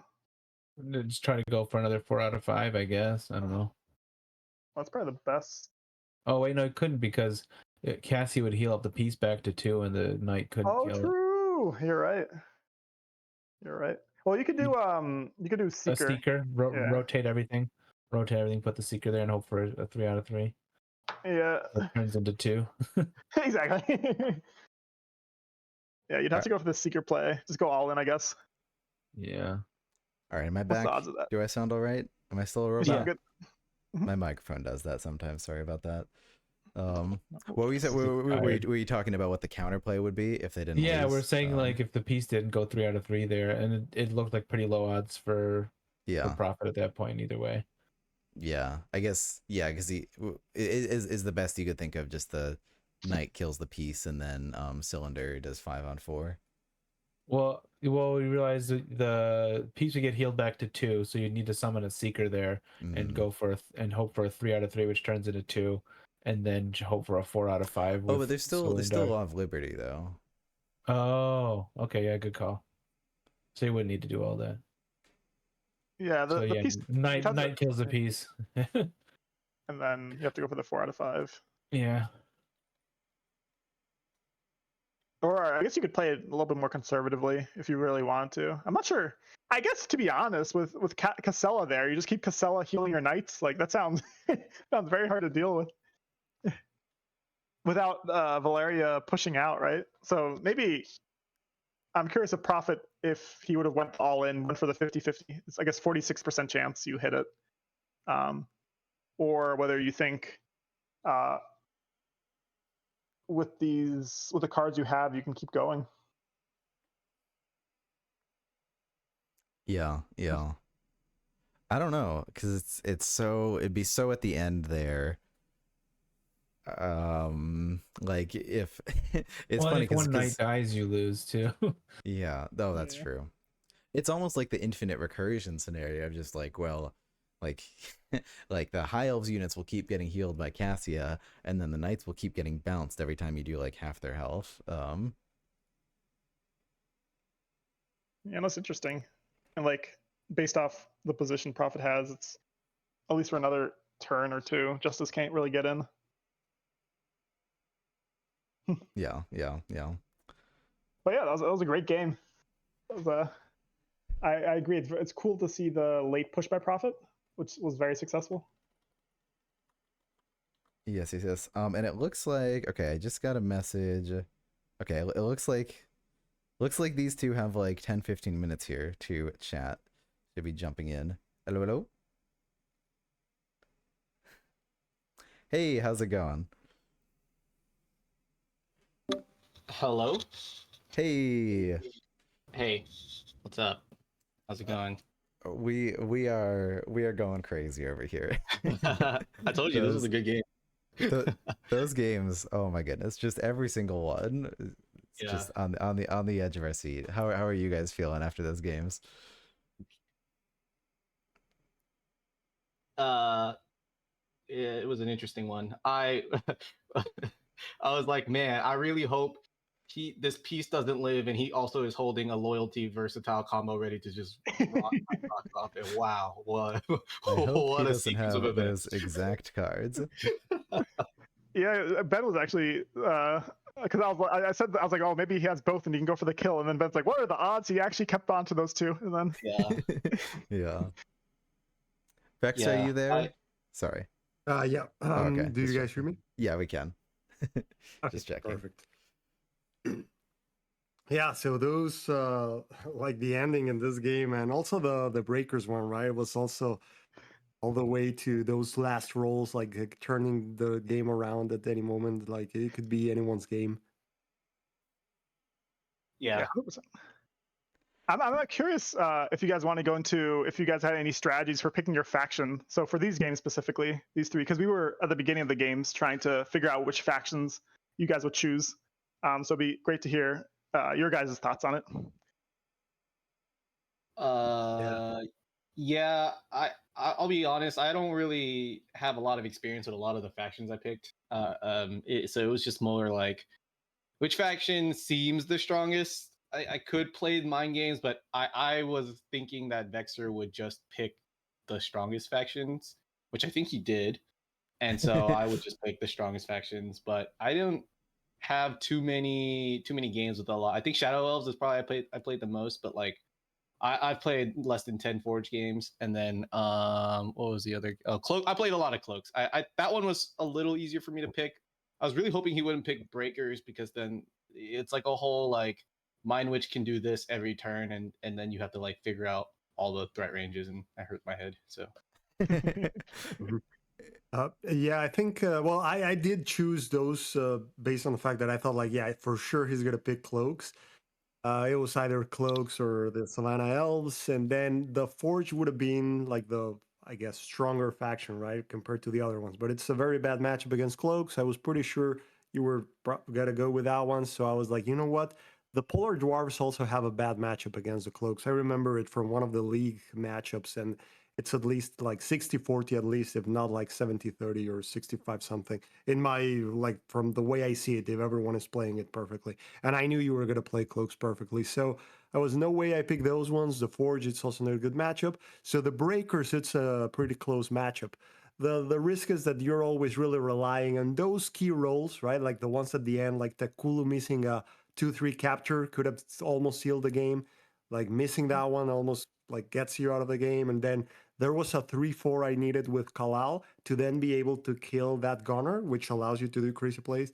Missing that one also, like pretty much, I think that's when I lost the that game. So that's how the Breakers games go. And at least I felt like it was a good choice. Like I at least was able to do some things that make get the Cloaks in a little bit of trouble, like make things a little bit harder for them. But that's why I went with that one there. The other ones, I guess, well, I didn't really had much of a choice. It was like the Cave Goblins, Phoenix Elves, or Shadow Elves. It was obvious I was gonna pick that one, and then for you it was gonna be obvious. But any of the other three that you had were similar matchups for the Shadow Elves, like very aggressive factions that are going to be coming in hot. So I think I was more concerned there for you picking the Tundra Orcs, which it's harder to deal with for the Shadow Elves there. Then the Obsidian Dwarves can also have some very aggressive starts, and then they can just kill you in a single turn.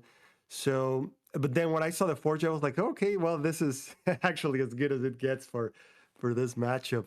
And finally, on the last one, seeing what you had there, like the Shadow Elves were the strongest one. Clearly, I was thinking that it was pretty like certain that you were probably going to pick that one. I couldn't really pick Fungal Dwarves because of the Shadow Elves being there. I couldn't pick the Monta Margat because of the potential of Shadow Elves. Like it's also a bad matchup.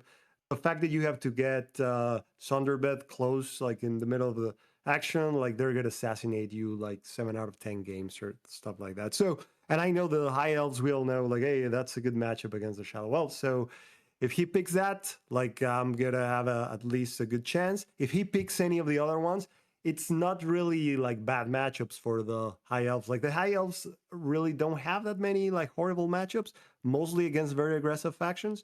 So I guess the Wayfarers probably would have been the hardest one there, but still, it's really not a impossible one or like even like really bad one, I think. yeah. Oh, sorry. Same thing. I think you guys listed out the thought process. It's the same thing on my end. If you pretty much put a tier list in front of me, I'll pick the highest one. Sure, there's some counterplay, but like most of the S tier factions have very little counterplay or a lot of different answers. So, kind of how I went about it. I see. So no interesting things there. Be like, ooh, Vexer is probably going to play the High Elves, so maybe I pick Wayfarers because even though it's bad against Fungal Dwarves, Vexer is not going to play Fungal Dwarves because I have Shadow Elves, and then I can get Wayfarers. But you're just like, no, pick the best one. Yeah, that's too much. Too much thinking. I mean, I knew he was going to play Shadow Elves in the second game.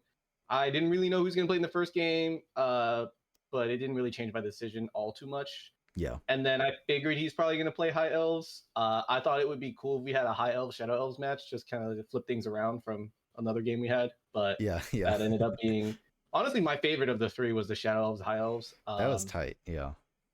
Yeah, I felt the entire game I was in a like a 10 to 15% like deficit in terms of like Uh-huh. board position, economy. It was a struggle. And I mean, I played High Elves enough to know that if I continue to like try to do this dance where I'm fighting like a Cassia piece formation, I'm gonna lose. And so like building out my hand, I was like, man, I need an answer to this. And when I drew Lucian, I was like, that's the answer, right? Like Samara is awful. Talia also kind of bad, but Lucian, you can't really kill Lucian with Valera and Peace. You need Justice. Like Yeah. and her ability just makes Peace kind of like a liability.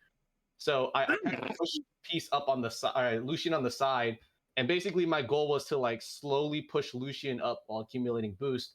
But I couldn't really do it safely because I think my blocking units kept getting killed. So I had to like think really quickly about like how am I going to advance, and the only way was to push up my 10 gate and then push with Lucian. Yeah. Um, Yeah, I'm curious. Maybe we can just focus on this game for 5 minutes because we don't have a ton of time. Like, what's your did you ever consider? Yeah, like from the get go in this game, were you like, okay, I need to advance eventually, but I'll wait. Like we were kind of surprised that you didn't try earlier to move up and place a gate. Like, what was your thinking there, or your overall strategy? Well, it depends on how easy I can chip at Valeria. If I can get enough damage on her, I might consider an assassination play. But the reality was like I couldn't push up Salundar safely. I just felt like I never really had the board presence and traction to.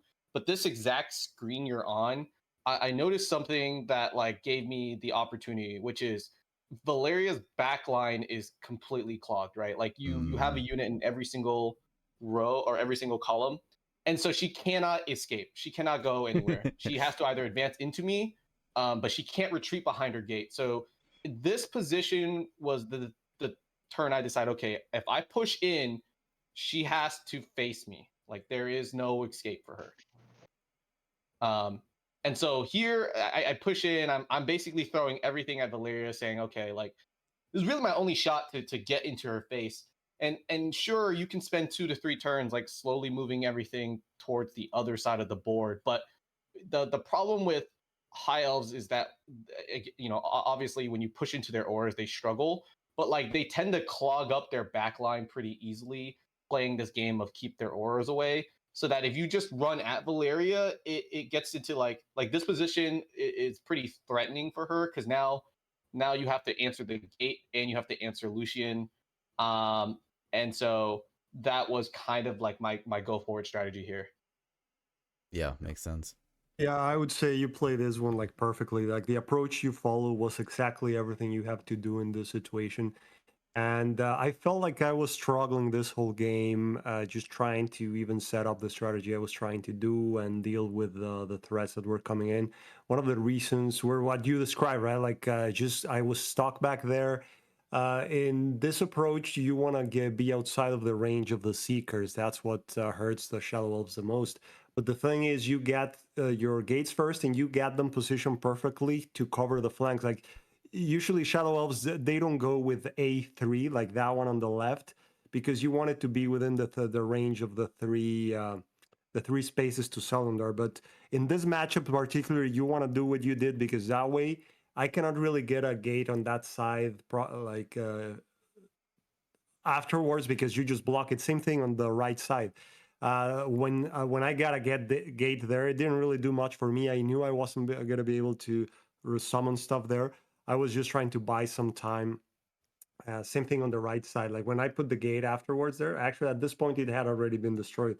I really just wanted to buy some time, but that denial of the summoning space really was what was messing with me. The funny thing is that you also mentioned that you felt a little bit behind.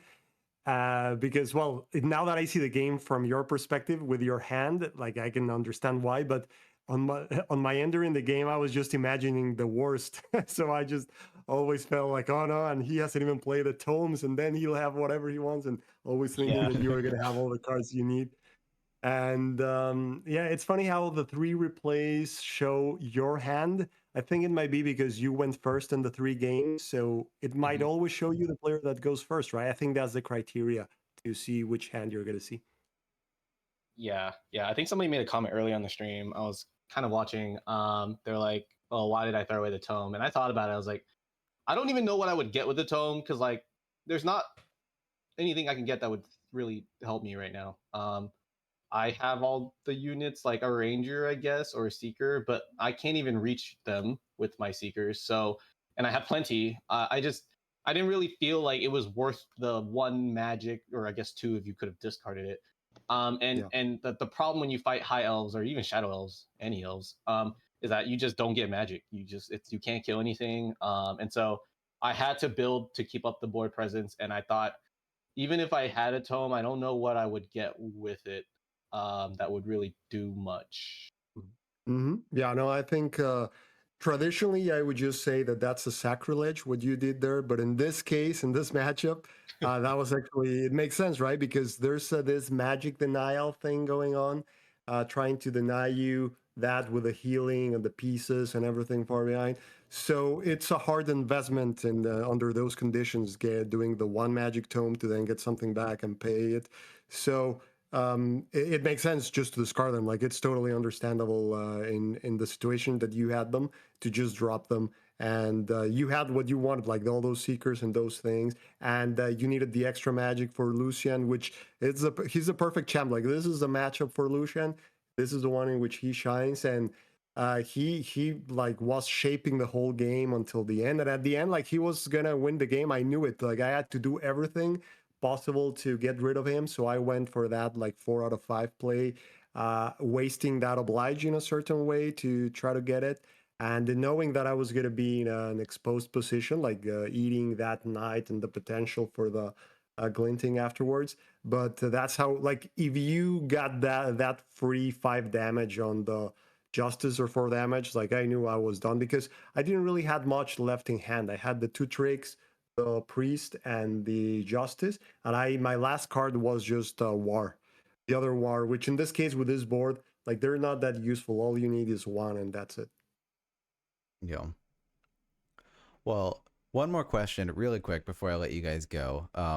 This is a pretty unique tournament, especially compared to the Plaid Hat tournament where everyone's picking the powerful factions and whatnot. And this tournament where you're given 3, your opponent's given 3, and then you pick 1 and try to counterpick. What do you guys think? How'd it go? Just overall rapid fire thoughts. This has been well, go ahead, you can go first. Oh yeah, no, I loved it. I thought it was cool. It's a very cool idea. It definitely does have that meta game to it. I enjoyed it. I'm glad we're finding fresher ways to play this game because it just is. It's a great game to do. So Yeah, exactly. It was this has been my favorite tournament actually. Like that thing about deciding getting random factions and then having to make the decisions, and then you're thinking about what the other one is gonna pick. Even that part was really fun. And yeah, so and it's always been my childhood dream to win the Turtle Cup, and now I finally did it. Yeah.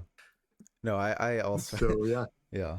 I also competed in this tournament, was taken down by Prophet, and yeah, I think this is my favorite tournament I've ever competed into. The format really mixes it up in a way that still feels strategic, so big fan. So what do you guys think? I was telling Tortugatron that I think one way of improving this tournament would be removing like whatever faction you pick for it to be a permanent thing that you lose through the tournament, because otherwise you always just end up picking the strongest one because you know there's going to be a refresh either way, and it's unlikely that you might even see it afterwards once there's so many factions that just in a few more handouts of factions, like you'll probably just gonna get other ones. So you always pick the strongest one, and then if you go to the next round, like you're just gonna get all of them again. So if you lose it for the whole tournament, then on the first few weeks, like you would see a lot more variety of matchups because people won't want to lose stronger factions, so they would just go with like any other ones from other levels. That's a cool idea. Yeah, no, I can see that. Maybe if it resets like during playoffs, just so that people don't run out of factions, or I guess there are enough factions now. Sorry. There are enough. Yeah, that's how it is right now. Like right now, we had the reset on the playoffs. Mhm. So then, like, you could still be during the first few weeks just picking whatever, because there aren't enough games to run out of good factions, and then you're gonna get the reset in the playoffs. I But if see. they really just goes all the way, like any faction you pick, then like on the week 1, 2, and maybe even 3, you're not picking the strongest one. You're going with factions which you wouldn't see that often, right? Like Phoenix Elves, Cave Goblins, things like that, because you don't want to burn through like your Shadow Elves or your Cloaks. You are hoping to get them. It's more likely you're going to get them in the finals or in the playoffs or whatever. Yeah, that's a cool mind games. Yeah, trying to figure out. And maybe like you need to make the playoffs, so you play a big faction, but then you realize later on you can't use it. Yeah, that's a cool idea. Mm-hmm. Yeah, I think that'd be fun as well. You could either do that, or you could do like only if you win with the faction, it's taken off. If you want to be nicer, but yeah, no, I'm all for the ridiculous shenanigans. The weirder the tournament, the better. So I'm down for that rule. See some cave awesome. goblins, Yeah, that'll be breakers. cool. Like I'm gonna be stepping a little bit away from the competitive play. Again, as I said before, this time a little bit. I won't say for real, because whenever there's another like awesome tournament like this one, or any like very original thing that someone thinks, like I'll probably be dragged to try it out. Like, but the next one, like the next TurtleSuprise, yeah, I'll probably be around. I'll still be around. I can't get enough of this. You play this game a little bit every once in a while. Yeah, I tell myself, because I have sometimes a busy schedule, but like every time I see a tournament sign up, I just immediately sign up, and I'm like, I told myself I wouldn't do this. Yeah. Well, go ahead. No, please. I was wondering if Prophet, do you think if they do another deck building tournament with Plaid Hat, you think he'll jump in that again or no? Oh yeah, I had so much fun. I'm signed up for the actually both brackets in the next Shibata one. Yeah. I'm strongly considering running that Deceiver spam deck. I was crazy. It's either that or Mad Cog blocks. That was amazing. Yeah, no, I love deck building. I just don't play enough games on both regular ladder and deck building ladder. So like I just choose one and stick with it. But I love deck building. I think sometimes there are moments where I get triggered. But all in all, it's kind of cool to see what everyone comes up with. And kind of test that idea. Yeah. And I noticed that Ciabatta started a team in deck building and got both Game Bear and Cheeses to join that team. So Ooh. that should be a good one.